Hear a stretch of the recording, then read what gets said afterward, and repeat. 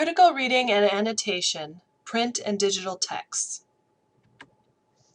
Annotating a text is when you mark a text as you read in order to help you read and think critically about the text. Annotation can take many different forms, from highlighting or underlining important passages, to writing notes or questions in the margins of the page, to drawing connections to other parts of the text, other texts, or anything else in your life that helps you understand and process the text. In short, annotating is a behavior that helps you make meaning when reading a text. It's also a great way to increase your critical reading skills, which will help you prepare for tests over a reading, draw connections to other course materials and topics you are learning about, and more fully understand the structure, arguments, themes, and content of a specific text.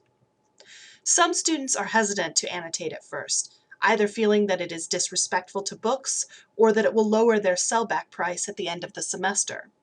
While you shouldn't annotate library books because they don't belong to you, you should annotate books that you bought or rented for class, unless, of course, the rental contract forbids it.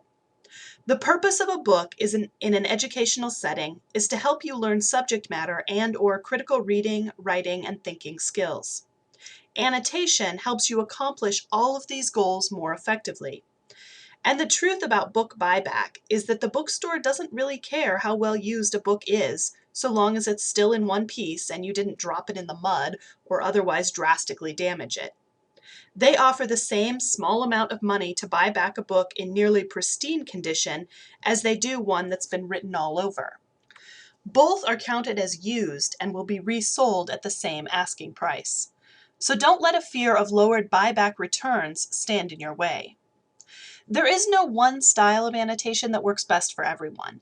Some people simply read with a pen in hand, while others might have a complex system of sticky notes, highlighters, and/or colored pencils.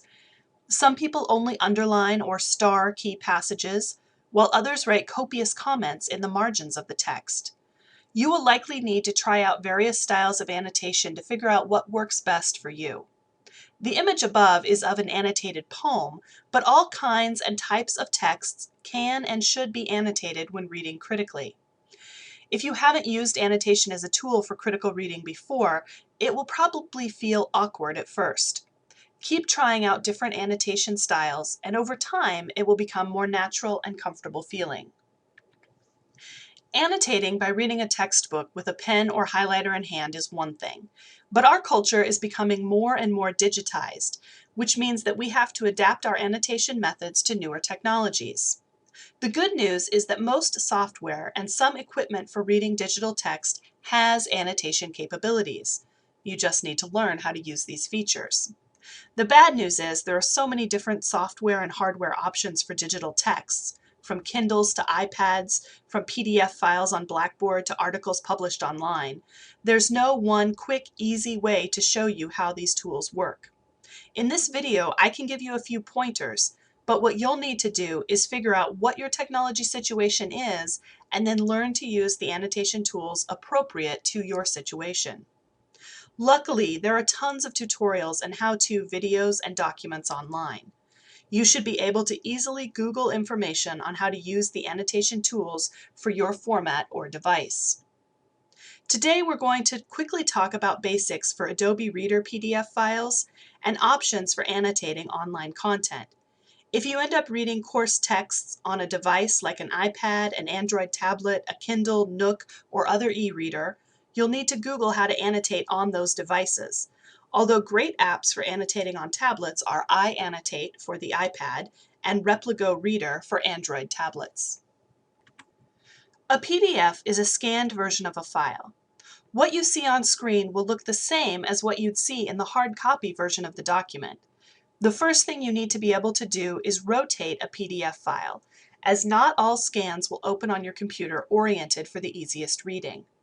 On the PC version of Adobe Reader, choose View and then Rotate View from the menu on the top of the window. The menus for the Mac version of Adobe Reader look slightly different, but have the same features.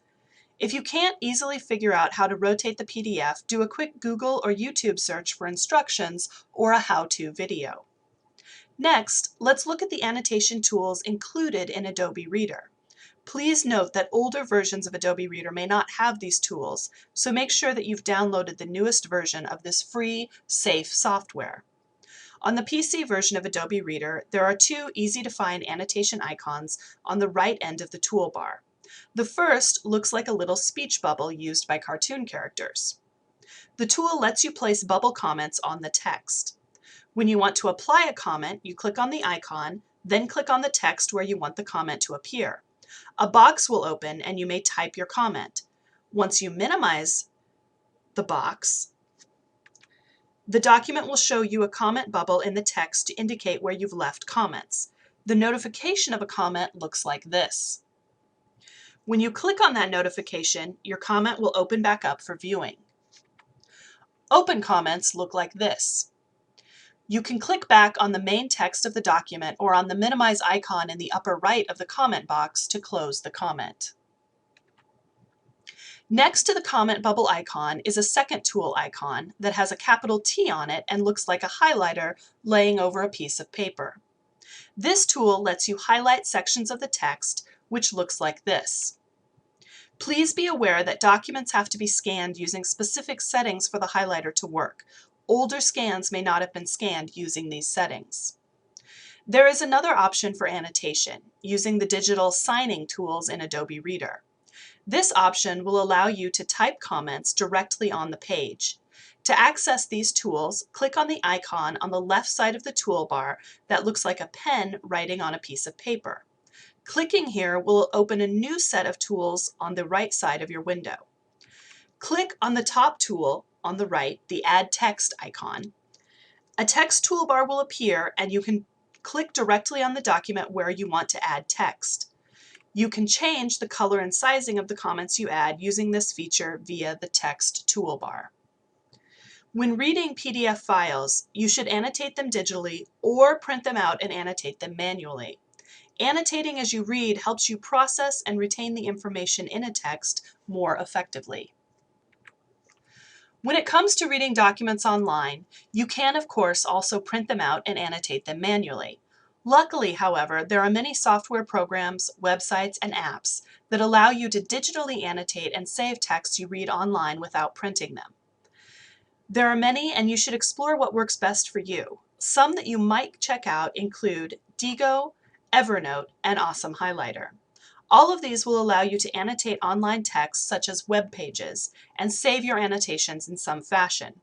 Personally, I find Diigo most useful of the three of these, but you may find one of the others or a different program entirely that works best for you. Try them out and/or do a web search for other programs for annotating web page texts. The beauty of the internet is that the access to a wealth of information on pretty much any topic means that you can find answers quickly. Undoubtedly, someone else has faced the same problem you're wrestling with, and there is information out there to help you. You just need to seek that information out. The bottom line is that annotation is a habit you should have when you are reading.